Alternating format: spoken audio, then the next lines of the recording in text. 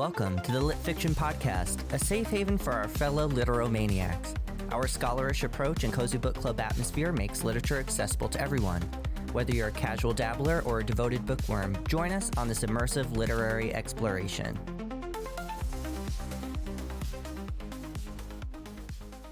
Hello, I'm Jennifer, the host of this week's Lit Fiction Podcast. Today, I'm joined by Joey and Colin to discuss E.M. Forster's short story, The Machine Stops, which was first published in 1909. Although I had heard about E.M. Forster from both Colin and Joey, I never had encountered his work before now. Here's a quick summary of Forster's story, The Machine Stops.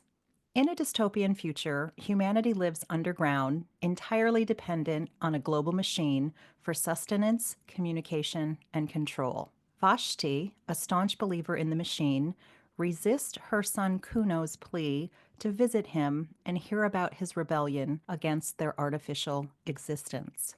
Kuno escapes to the surface, experiencing the natural world firsthand, but is punished for his defiance of social norms. Over time, the machine deteriorates, leading to societal collapse. In their final moments, Vashti and Kuno reconnect both physically and spiritually while lamenting humanity's loss of vitality and autonomy. As the machine dies, hope emerges for those outside the system, symbolizing humanity's potential rebirth. So this is a very dystopian fantasy that has been created by E.M. Forster. And I would like to say just a few words about who E.M. Forster was in the context of his literary career. I think he might be one of the most famous people that I had never heard of. As we looked into his background, I found that he was an English novelist, essayist, and critic, renowned for his exploration of human relationships, social conventions, and class disparities. He was born in London in 1879 and studied at King's College, Cambridge, where he developed a lifelong association with the Bloomsbury Group. And many of us are very familiar with the members of the Bloomsbury Group. So that was a nice way to acknowledge the start of the modernist period later in his career. Forster's acclaimed novels, including A Room with a View, Howard's End, and A Passage to India, reflect his keen insight into societal tensions and personal freedom. Though primarily known for his fiction, he also wrote short stories, essays, and The Machine Stops, a science fiction tale critiquing technological dependence. Forster's work remains celebrated for its humanist values and timeless relevance. What I really appreciated about The Machine Stopped is that the story is viewed as the beginning of the technological dystopian fiction, and that happens to be a genre that I really personally enjoy. He is considered one of the most successful of the Edwardian era English novelists. He was nominated for the Nobel Prize in Literature in 22 separate years, and yet he was never awarded the prize. And he passed away in 1970, so he had a very long life.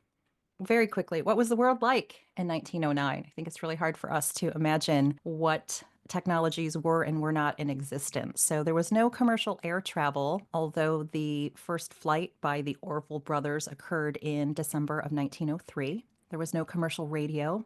The London Underground did exist. It was opened in electrified form in 1890. So this idea of mass transportation was very much a part of E.M. Forster's world. And in 1909, the life expectancy in the US, at least, was about 50 years for men and 54 years for women. So obviously, our life expectancy in our current time is much longer. So, guys, that was a lot of information about historical context and who E.M. Forster was. I'm super curious to hear your initial impressions about the story. Would you like to start, Joey? Yes, it would. One caveat, not that you said this because that's not what you said, but the mortality rate or the life expectancy always grinds my gears because it's swayed by infant mortality rates. So people lived a lot longer, but just know that everyone who's listening, even in the Middle Ages, people said you would live till you're 30, but that's not true. That's infant mortality rates. Anyway, that's not what we're talking about here.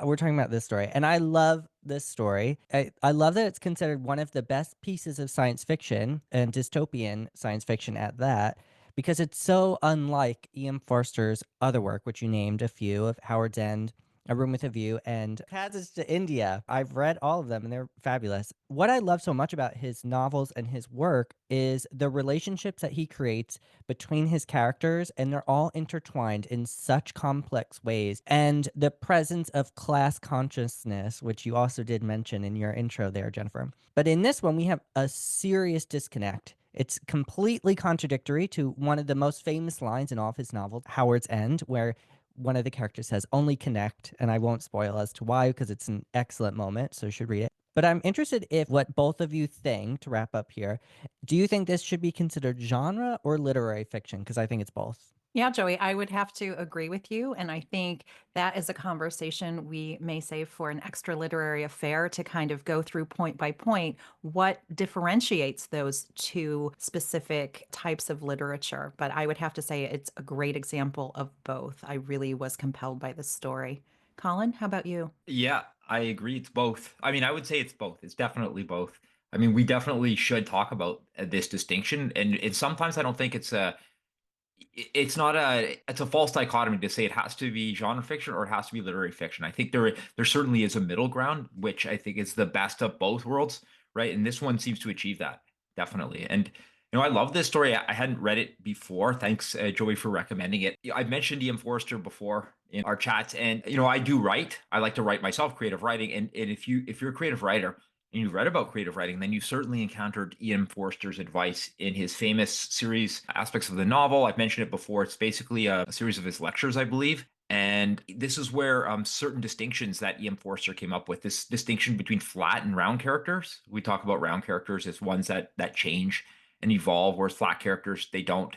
Round characters just being more realistic, more like real people. They have contradictory traits and so forth. These are round characters. So Ian Forster talks about that, and he also talks about plot and causality. And he points out that in a proper story, and we've talked about this as well, you can't just have random sequence of events. And his famous line from that is to distinguish between what he says plot and story is basically the quote is the king died and then the queen died. He says that's a story. It's a sequence of events, right? But the king died and then the queen died of grief is a plot because there is a causality there, right? And I really recommend it. And it's funny too. He really doesn't like the writing of in certain parts in this. He doesn't. I think it's hilarious if you read this. But he didn't really like the writings of Sir Walter Scott, for example, Ivanhoe and so forth. He's quite critical of this, and it's hilarious. Just really quickly, love this story. A lot of things about it. But really, I really also love this idea that it's one of these dystopian stories, but it's a different kind of dystopia. It's not as overtly sinister, and yet it is, right? So I want to talk about that. It's a little bit different from what you're like 1984 or Burgess's A Clockwork Orange or so forth. But love this story. So much to talk about. Thanks for that, Colin. And I was very struck by the fact that this felt for me one of the earliest science fiction type stories that I've encountered. Now, obviously, there were other writers doing other things, but this predated so many of the ideas that I encountered during the pandemic that I was like, oh, wow, this is really creepily, eerily coming true in some ways. And I'm always excited about writers, for example, Margaret Atwood, who can put some ideas out into the public consciousness decades before they actually come to pass. So thanks, guys. I think we've done a great job of inspiring people to check this story out for themselves. It's a little bit longer than our typical short stories. It's about 12,000 words, which checks it into novella territory, but definitely worth the time investment to read the story. So, Joey, I think it would be great to transition to a conversation talking about creativity and inspiration. By the way, A Clockwork Orange, that would be a great book for us to discuss. If we ever move to books, I would love to discuss that one. Okay, so yes, talking about the erosion of creativity and inspiration, we have a very dystopian society, which we've all mentioned. And we have this very similar situation to what we have today, where we have hyper accessibility, where everything is available to you at the touch of a button. Everything is accessible, but the one thing that they cannot access are fresh ideas. The machine cannot provide that, which is similar to how we have AI. And I'm sure we'll get into that now. It's sort of these ideas that we have to create first. Humanity has to create it first, and then it can sort of use that to continue. Anyway, So, the society's desperate search for creativity and innovation sort of borders on obsession. And the word idea appears 30 times in just 25 pages. So that's a lot. That's mentioned quite a bit. And in this world, ideas are constantly recycled and rehashed, which I will elaborate a little bit more later, but free thinking is strictly suppressed. To them, an idea is deemed far more valuable once it has been dissected, rebranded, and reshaped by as many people as possible. So when Vashti travels by airship to visit her son, she sees the Himalayas and is not inspired. She's like, close the window, that's gross. But the most disturbing part is that she sees Greece, and that does not inspire anything. And I think that is so clever for Forster to put in there because it's the birth of like philosophy, mathematics, so many things. Like this is the birthplace of idea in for Western society at least. So I think it's very humorous that he would put that because obviously anybody who knows anything about ancient Greece would know this is one of the best places to get an idea. So anyway, to wrap this up, I'd like to pose this question to both you and Colin. Where do you find inspiration and what do you do with those ideas to bring them into reality? And Joey, I'm going to attempt that question first, but I did want to just go back to the mention of ancient Greece and how E.M. Forster puts in the rosy dawn and like the fingers and the things that when we're reading the Odyssey, all of these tropes just keep coming back and back. So the fact that literally she closes the shade and says, nope, no ideas there was like laugh out loud funny. I'm like, if you can't get inspired by this natural beauty, you are toast. So, Joey, say your question to me one more time. Okay. Okay, where do you find your inspiration? Because obviously the whole point of this story is that, well, not the whole point, but they're all searching for ideas, a fresh idea. So where do you find inspiration? Because they cannot take it from the natural world and from history. And what do you do with those ideas to bring them into reality? Because that is a disconnect for them as well, is that even when they see something, they can't take it from their mind and bring it into the real world. Yeah, Joey, I'll just keep this really quick. I think I just showed you an example of where I get my ideas and my creativity from. It's from history, it's from language, it's from literature, it's from our conversations, it's from latching on to an idea of someone else and trying to build upon it. And I think the ability for someone to look into the past and see if there's anything relevant to their personal situation is the key to living a full and beautiful life. And I think we also need to go outdoors once in a while and see a sunrise and a sunset. So I think I would have to say mining history and literature and also some beautiful surroundings is what sustains my creativity. How about you, Colin? Ideas, right? Ideas are everywhere. I think that's a question a lot of people. We talked about this on The Road Virus Heads North, this Stephen King book. And there's a character in that book who's a writer, and the character laments whenever he goes to do a lecture. People in the audience want to know where this writer gets his ideas. And I think this is Stephen King is kind of making a joke that I think every writer, every published writer, every successful writer is always asked, where do you get your idea? Like it's probably the number one question they get, I think. And they will reply, ideas are everywhere. They're in the air, right? And it's not a matter of the idea, it's a matter of, crafting it right and putting it on the paper and forming a story. And, as Ian Forster talks about having these proper elements of characterization and plot. Anyway, this is getting away from it. Ideas. I mean, there's another thing I think about ideas. I'm going to talk about the Enlightenment and about this idea of the Enlightenment. And this is a critique of the Enlightenment, but the Enlightenment, there were a lot of Enlightenment thinkers.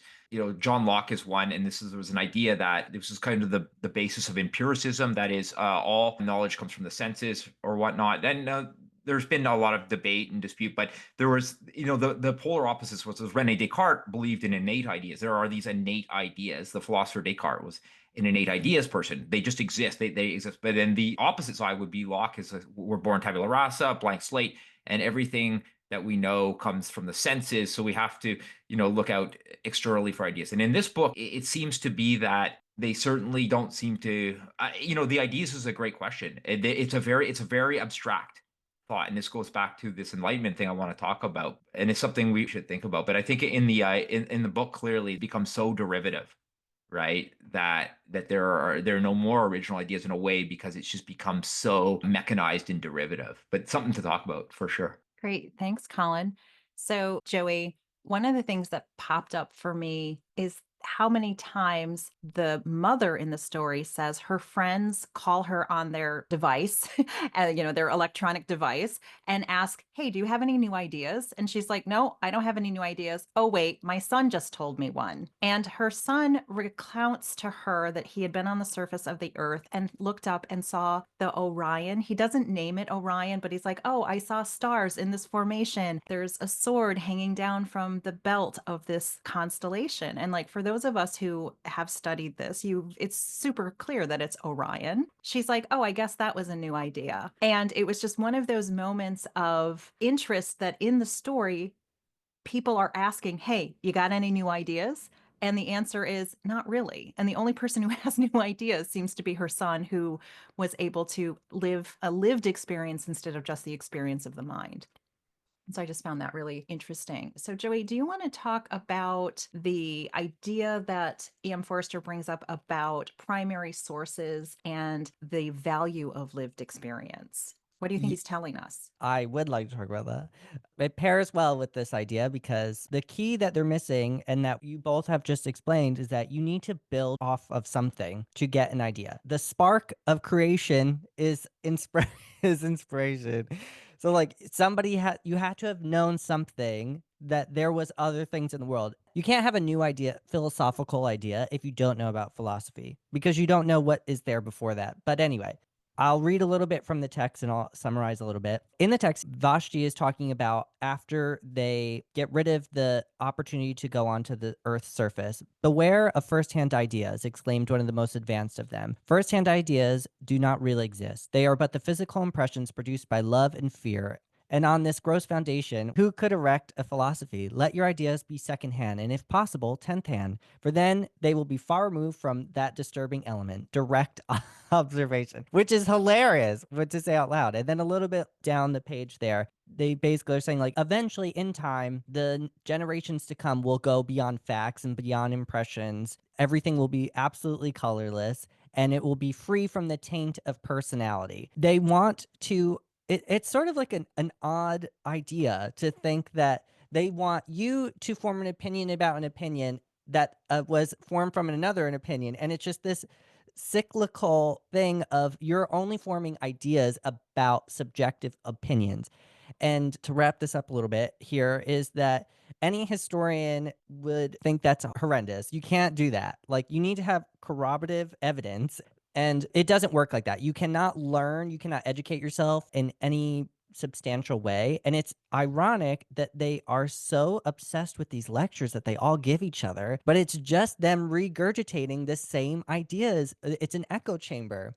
So, like, you can never advance as a society, which we clearly see is happening. They default to the machine, and their ideas almost become like a type of currency. Like if you get a new idea, you will rise in the ranks of however this society is structured because the fall of capitalism here, there's no money. You don't need it. So ideas are your only currency. Joey, thanks for saying that. Because just when you said about the lectures, they're constantly going to lectures. And I was like, oh, yeah, just like YouTube, right? What's the number one place people are getting their content right now today? I think it's YouTube and it's lectures. So I just thought that was an interesting thing that came up. Colin, how about you? Yeah, I have to think Forster was satirizing certain academic departments, right? And some certain academic debates. Maybe even if you look at literary criticism, right? There was the original Shakespeare, right? And then you have these critics of Shakespeare. And then you have, over the years, this culmination of criticisms which build on previous criticisms. Now, this is also relevant, right? But again, it raises this question where at what point, just like Joey said, does it become a derivative echo chamber, which it clearly has. This is taken to the extreme, right? So I have to think though, there's this idea that in certain academic departments, they can get completely out of touch with reality, right? And this is what we've seen at work in applied psychology. And I have this debate with or discussion with my colleagues. In fact, I did today about in certain academic psychology, it can get very out of touch with the real world and the applications which we're trying to build and the problems we're trying to solve. So I can see, I kind of had a laugh at this. I can see it in this kind of intellectualization to the utter extreme, right? Where it just becomes completely unproductive. And this is what's clearly happened here. Now, I don't know if he was deliberately satirizing certain academic departments, but it could be read that way. Sorry, what was your question? My I spontaneous take on that. No, I think the spontaneous take is exactly what my question was supposed to Oh. be about how these terms of, is it advantageous to Mm. distill knowledge through 15 different perspectives instead of Yeah. trying to get your own lived experience? And is that dangerous or not? And what do you think Yeah. Forster was saying? And I think we all came to that conclusion of, Yeah. he is so poking fun. It's just like he says, Yeah. the physically strongest people in the society were euthanized, right? They were taken out because what the Right. machine wants is pasty white people who don't go outside, who are regurgitating all of this information from generations on, that they are not sprouting anything else. So I think E.M. Forster did, in several different layers in this story, hits us over the head with like, listen, the only thing you need to do to be a human being is to live in your senses, touch the earth, Oh, breathe the sky, find out for yourself. well, exactly. And I don't think he was necessarily saying the only thing, but he's certainly striking at this idea of the golden mean, right, from Aristotle. I mean, you can't be one way or another, right? Like if you want to, I mean, you're right. We do need experience, we do need firsthand experience, but secondhand experience is also can be useful, right? Provided you're not just going off the rails like it's done here, right? Taken to the extreme. I think he must be advocating for something in the middle, but clearly this has gone too far in one direction. As you're saying, talking about literary criticism, is like, damn, that is exactly what I see in this. It's funny because that's exactly how that's how it works. Literary criticism. If you read Ah, it, you have to prove what you're saying with other people's opinions. That's hilarious. yep. And at what point does it get so distilled that it becomes anti-intellectualism, where it's like you don't know that this person was correct anymore because it's been regurgitated so Yeah. many times. It's like the telephone game. Yeah, and it becomes a dogma, which is something we'll talk more about, I'm sure. But here's the quote from, was it Oscar Wilde? He said, "Was Hamlet mad or merely the critics of Hamlet?" Is that the quote, Joey? I have no idea, but it sounds like something he would say. He was shady. It was something he was Yeah, shady. it's totally believable in what we believe about him. So we'll go with that, Colin. We're not going to fact check it. Okay. So, Colin, I would be very curious to hear some more about the Enlightenment and these ideas of progress. As we said, Yeah. literary criticism, to prove your point, you have to say other people believe what I believe. And that was just a very interesting thing. It's like, well, how does that impact our current times? Yeah, exactly. And I think when I read this. I mean, we can read this on many levels. That's the beauty of literature, by the way, right? And especially literary fiction. I mean, going back to this question of genre versus literary fiction, but one thing about literary fiction is I would think, generally speaking, there's more ambiguity. There are more levels to it. There are more possible readings of literary fiction than pure genre science fiction. That would be one of just thinking off the cuff here. And the reason I say this is because when I read this one, and we can read it as a critique of, I mean, this Zoom, we're going to talk about Zoom or whatever, right? We can see this. It resonates. It's over 100 years ago. This was written. It's resonating today. Remarkable, right? So this is another layer that time has afforded this particular piece, right? And that makes it great prescient literary fiction. What stood out to me, because I'm a fan of both philosophy and of intellectual history, this stood out to me as basically in some ways a critique of the Enlightenment movement and basically maybe this is the extreme culmination. I think Forster's saying like maybe what would happen if these ideals culminated, what would be the extreme culmination? And I think maybe I'm wrong here, but this is how I read it as a critique of the Enlightenment. I'll talk a little bit about what that was. The Enlightenment was a movement of intellectual liberation in the late 17th to late 18th century, mostly in Western Europe. It's known as the Age of Reason. And by the way, in the Oxford Dictionary of Literary Terms, talk about both Enlightenment and Romanticism, which I'm going to talk about. So it's a nice reference for this. And it's interesting because it does apply to literature, not just philosophy. I also have their philosophy terms. And of course, Enlightenment plays a big role in that one, a bigger role than it does in this one. But this is basically the idea, the age of reason. And the central ideas were basically this: the need to sweep away things, superstition, prejudice, dogma, and injustice. And, I've studied this in intellectual history. And basically, there's this idea that prior to the Enlightenment, there was a lot of superstition. People had all sorts of superstitious views, prejudiced. Obviously, the Catholic Church on the continent, in France in particular, had a lot of power.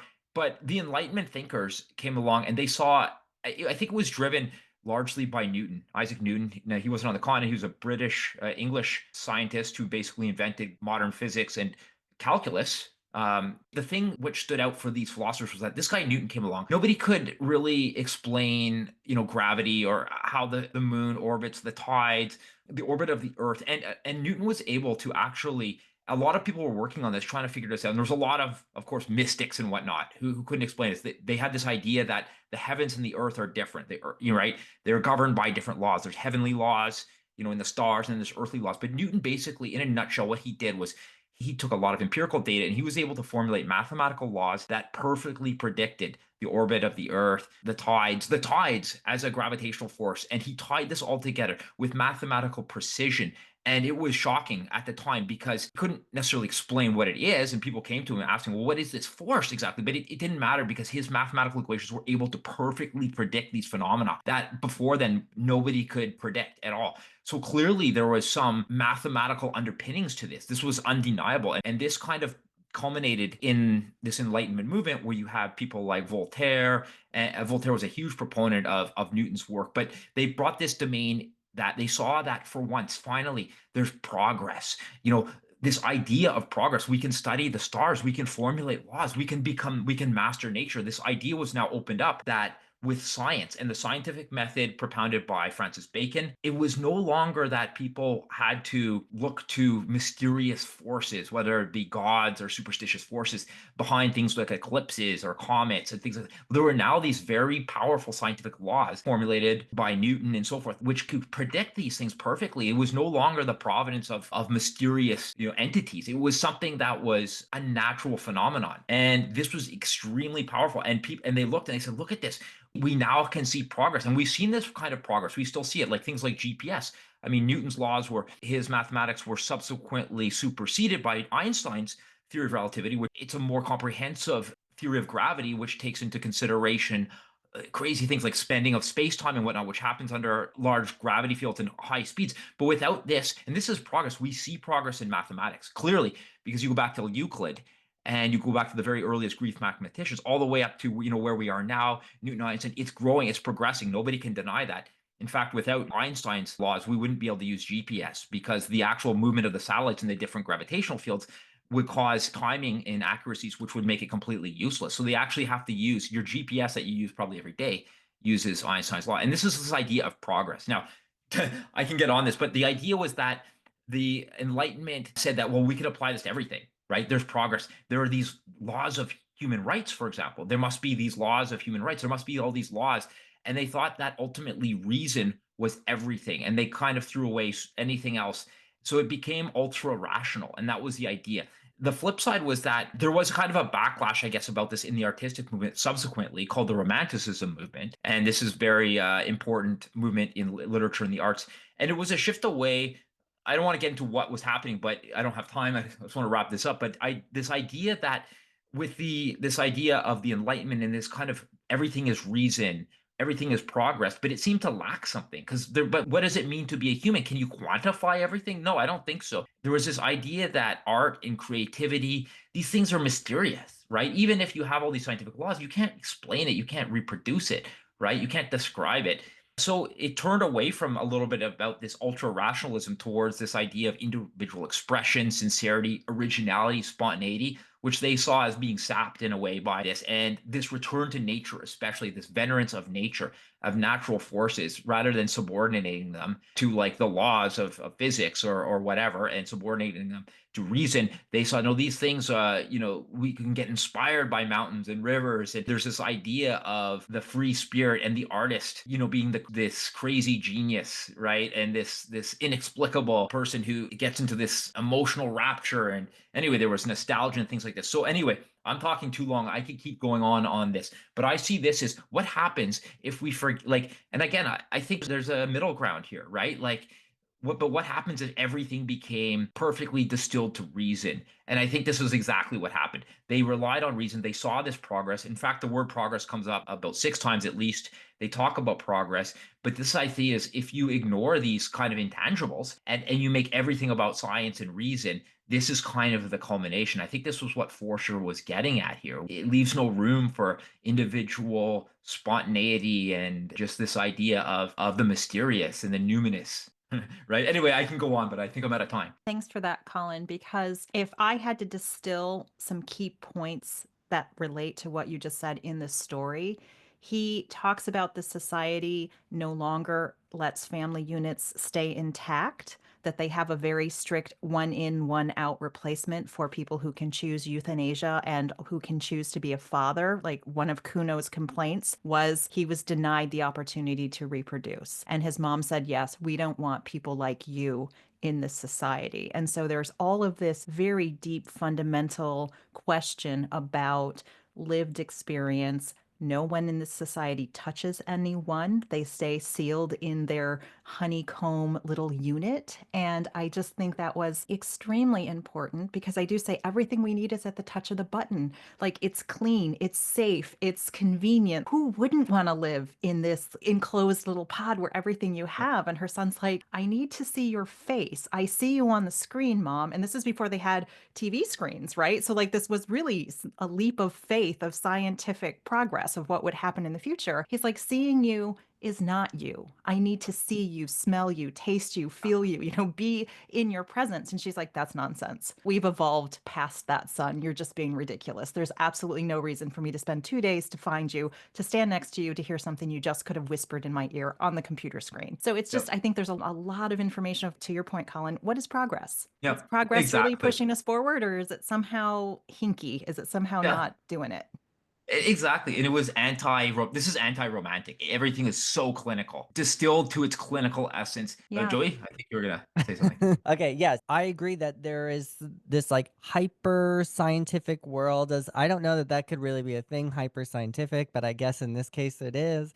And I think their antidote is religion because it becomes religion is a very individualistic kind of thing in my interpretation of it, where it's you and your deity, in which case is the machine. So they're sort of returning back to this idea of interconnectivity because with religion, you also start to have community. Well, hopefully you do. And in this case, they are. They're, of course, using it the wrong way, but that happens sometimes. I think they sort of got too scientific where Yep. everything was so sanitized that they had to bring that back in and become individuals again. Yeah. Yeah, and one thing on that, Joey, actually, one of the great ironies of the story is, in fact, that they organically start to worship this machine as a deity. Nobody, again, I said before, this is a different kind of dystopia. We don't have this big brother orchestrating all this stuff. This action happened basically organically, that the people are like, we're going to start worshiping this machine. And they have the book of the machine. It's like a manual or something, which they start treating as a kind of Bible, a sacred religious text. They take it upon themselves to worship the machine. Nobody told them to.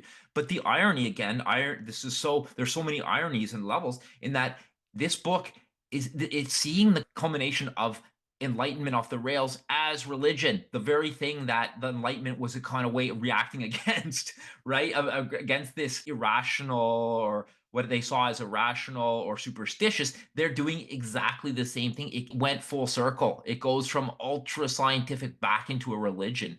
And I thought that was one of the beauties of this. And it all happened organically. Nobody foisted this on anybody. We don't know who the machine comes from initially, but anyway, very interesting story. Yeah, Colin, I love that you said that because a key moment in the story is the son tells the mom, I think you're worshiping the machine. And she's like, no, we have transcended religion. We don't believe in religion. I'm not doing that. And it's like, well, then why did you kiss it 3 times and say, oh, the machine, oh, the machine, oh, the machine? It's like, that really feels like a religious ritual. And at the end of the story, as society starts going downhill, they're like, oh, we instituted a new thing. It's called religion. It's back and it's back with a vengeance. I took from that, and we talk about progress and we talk about how societies evolve and devolve, that maybe there's something inherently human about wanting to have a religious experience that you can stamp it out and you can make it so sanitized and everything is great, but there's still that aching need, I think, in the psyche to have some explanation for why things are the way they are. So I'm really glad that he brought that up in kind of both a subtle and a very direct way. If you're looking for it, you'll see it. And if not, you're like, oh, that's not important. I really appreciate that. Again, when we talk about E.M. Forster and his beautiful craftsmanship, he talks a lot about how other people write. And this is early in his career of 1909. So he gives his big treatise that you talk about, I think maybe in the 20s or 30s. But obviously, he spent a lot of time thinking about what makes a good story. How do you pepper this in a very brief amount of time to really make your point? So kudos to you, Forster. So, guys, that was a really interesting evaluation of the story and how it was structured. And that leads me to think about other things that we have read that may have been influenced by this particular work of art. So, this story reminded me of several things that we have read together. And the first thing that popped into my head was the Library of Babel. When they were talking about this infinite space, they were talking about honeycomb structures and how those were the perfect building blocks of the society. And E.M. Forster starts us out with that exact quote. So I'm just going to read one bit from The Machine Stops. Imagine, if you can, a small room, hexagonal in shape like the cell of a bee. It is lighted neither by windows nor by lamp, yet it is filled with a soft radiance. There are no apertures for ventilation, yet the air is fresh. There are no musical instruments, and yet, at the moment that my meditation opens, this room is throbbing with melodious sounds. An armchair is in the center, by its side, a reading desk. That is all the furniture. And in the armchair, there sits a swaddled hump of flesh, a woman about 5 feet high, with a face as white as a fungus. It is to her that the little room belongs. And for me, that almost echoes word for word the setup that Voorhees put together for us of the Library of Babel. And I was like, hey, where have I heard these ideas before, including talking about the size and how tall things were? And I was like, very interesting. And then my mind jumped immediately to Ghoul, George Saunders, because he has this imaginary fake premise that everyone has to participate in and play their role. And anyone who steps out of their role gets kicked to death by their compatriots, right? It's your patriotic duty to eliminate anyone who doesn't believe the myth of what they're building. And one of the people escapes to the surface through a ventilation shaft. So, like these echoes of these ideas that were originally sort of posited by E.M. Forster, and I'm assuming that these great writers that we contemporarily talk about have had access to his works. It's just really interesting. Again, we talk about recycling ideas and being sparked by other people, and I just found that really quite beautiful. And I just have one more point to say about that. His mother, when she kind of banishes her son, she's like, you're not my son anymore. I don't want someone like you. You're so rebellious. I can't be part of your life. The society starts to break apart and they want to lodge some complaints. So they go to the complaints department. They're like, excuse me, I have a complaint. And the complaint department basically says, we don't take complaints anymore. Like there's no one to complain to. And it took me back to Shakespeare's, where Isabella says something, to whom shall I complain? She is calling out to the universe. She's like, no one will listen to me. I am a powerless person. Like I have a legitimate complaint. And they're like, nobody's going to listen to you. So Joey and I were just talking about Shakespeare, and it's like these ripples of ideas just permeate everything. So if we're going to end this conversation where we started it, of where do people find ideas? And the answer is everywhere.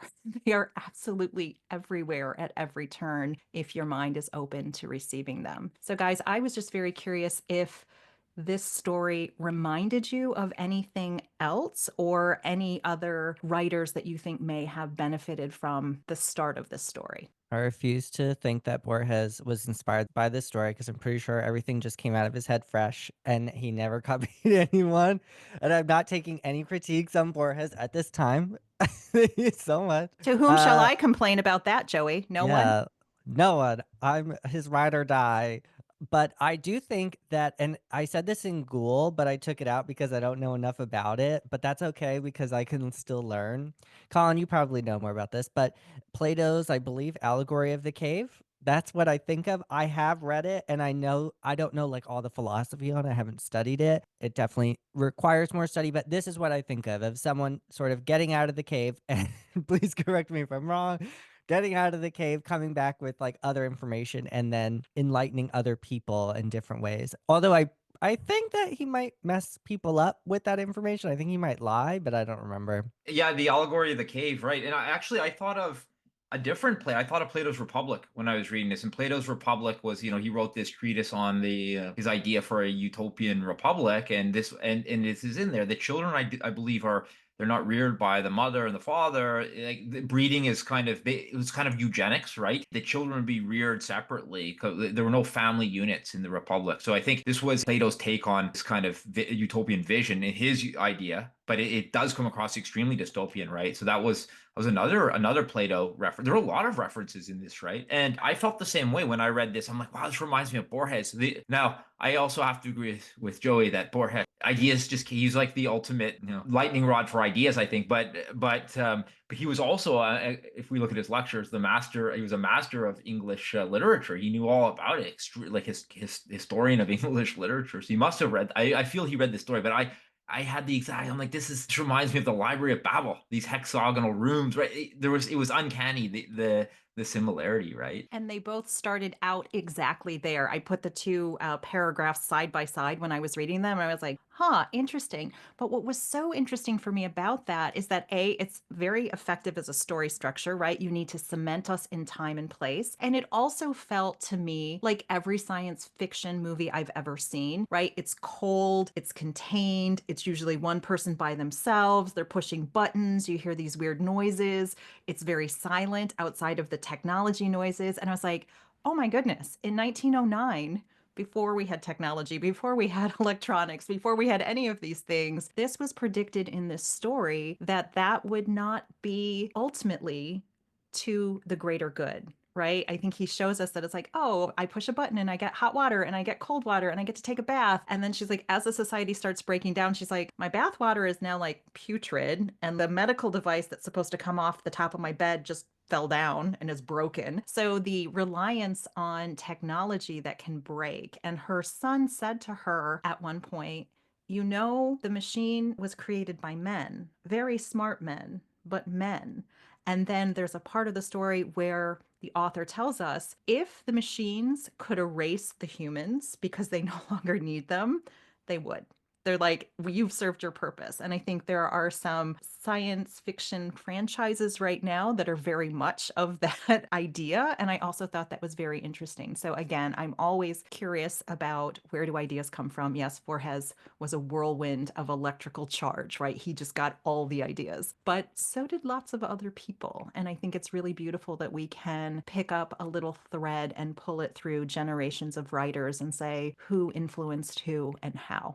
Yeah, exactly. And just on the ideas thing, I mean, what a great, he never defines an idea, right? It's this very abstract concept. I'm thinking like, and what is, if we think about it, we start thinking, well, what exactly differentiates an idea from a sense perception, right? Or something like this. We get into philosophy and cognitive science and all of these things, right? But it's funny when again, ideas definitely depend, at least in part, on experience, right? And I know James Patterson, I watched his course on writing, his master class, and he says, look, if you want to be a writer, you're going to need to have a lot of experience and viewpoints. He's like, you can't just like drink beer and watch football every weekend. He says something almost to this effect. That's not an exact quote, but it's very close.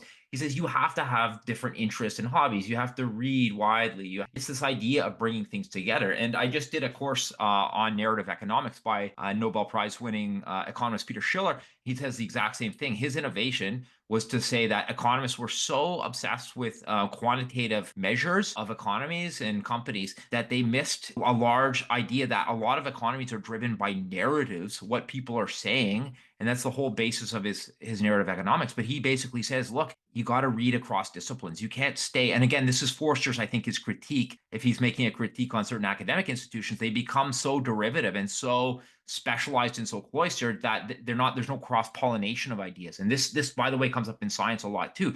Cross-pollination is this idea, is in fact a way to generate new ideas by seeing different perspectives. And Peter Schiller definitely talks about this. He says that he was reading about something in some other department and he came across this idea, right? And he was, because he read in history, he read in not just economics, but he read widely and he was able to tie these things together and see something that was really missing. It was this really big piece of the puzzle was missing, which he's able to illuminate, right? So there you go. This is like, again, experience, right? Whether, but different experience. And this is in this story, it's all about just fifth, 10th, 20th hand regurgitations, right? One of the beauties of the collaboration between the three of us is that we have very diverse backgrounds. We have very diverse interests. And so we are able to bring in a wide variety. This whole generalist thing that we dip our toes into. And if we were all just in one tiny little lane, I think our conversations would suffer from it. So I'm really excited that, yay, generalists, like jack of all trades, there is a place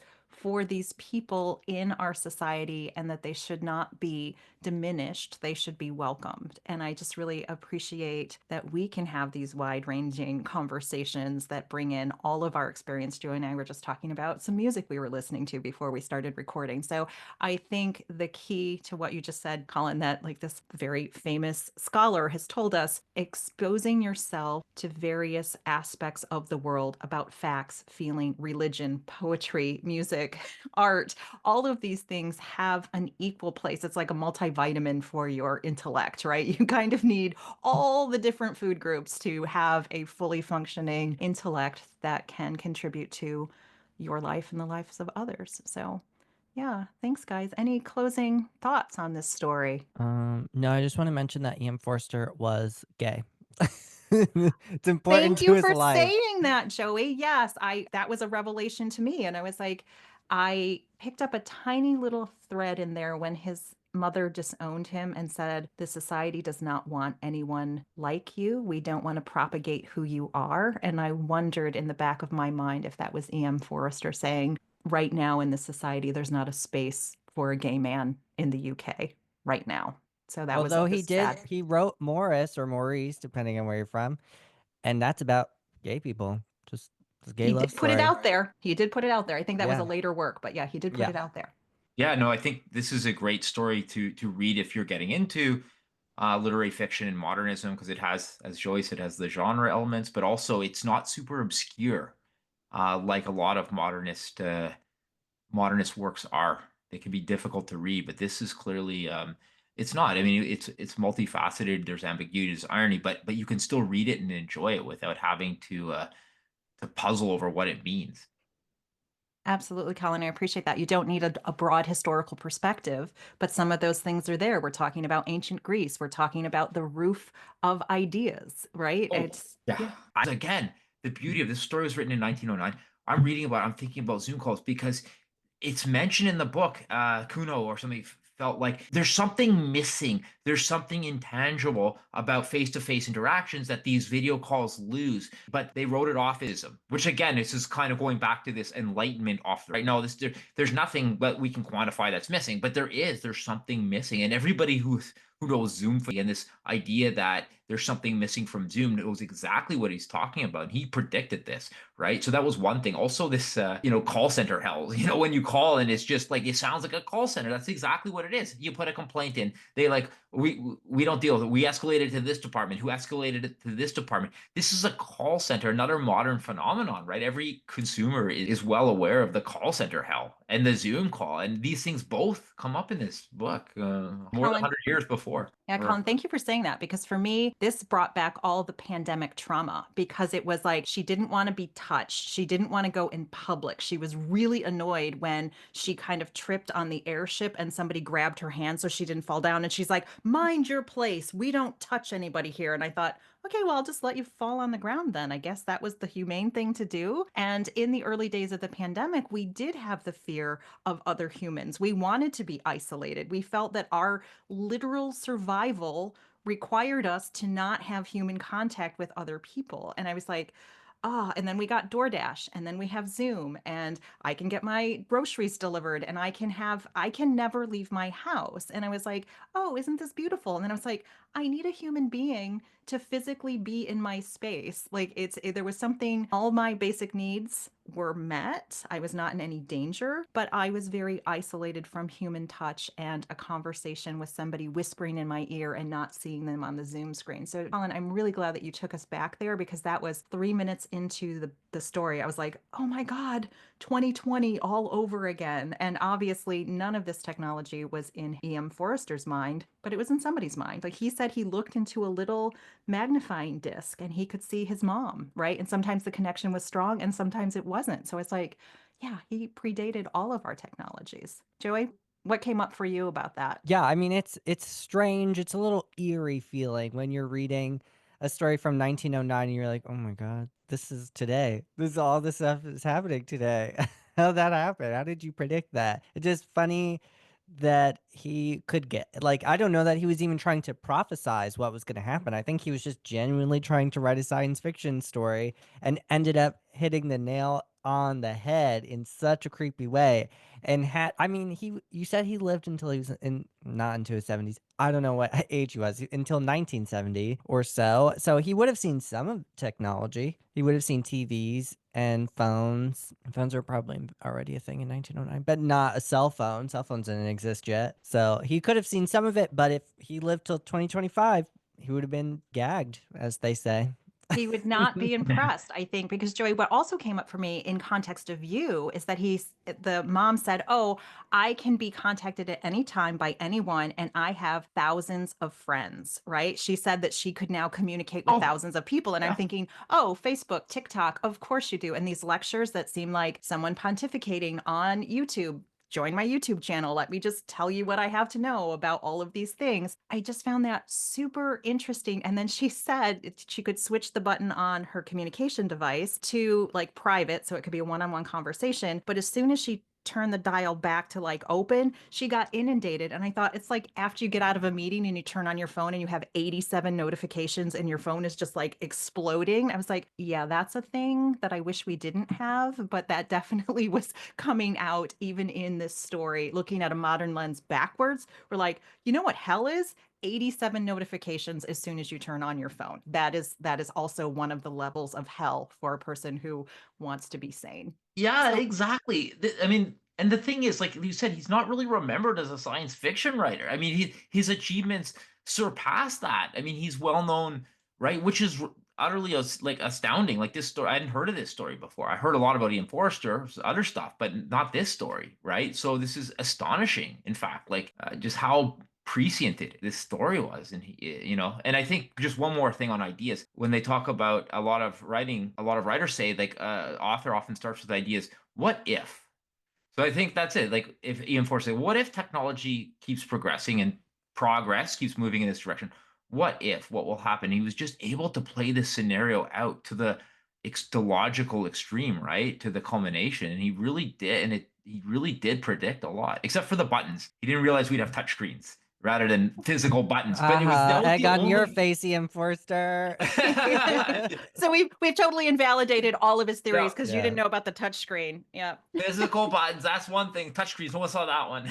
1909. That So would be hard Colin, to guess. that would be Yep. very hard to guess. And I want to go back to something Joey started this conversation out, that Ian Forster is known as a writer who talks about the value of human connection.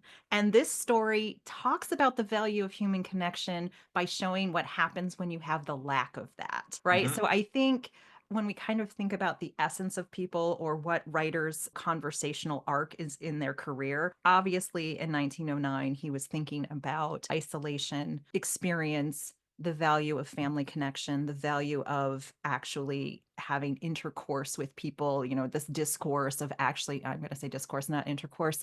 Uh, Yeah, that's It very used that's to where be different. I'm I was normal. like, going. why are you talking about It sex? used to be a normal term for Yeah, discourse. social intercourse, which is now called something else. So this will all Yeah. be edited out. Thanks, guys. That I That's think actually funny. I think we should leave it. Yeah. well, maybe in our after dark outtakes. So perhaps, Colin, he clearly has this on his mind. So when we talk about people like Margaret Atwood and George Saunders and Voorhees, like we have these huge thematic groups that they belong in. And I just really love being able to, in my mind, trace back the thread of ideas throughout someone's career. So I really look forward to reading some of his later works, A Passage to India, Howard's End, all of these great novels that I've heard other people talk about that I've yet to experience, that it would be great to revisit him in the future.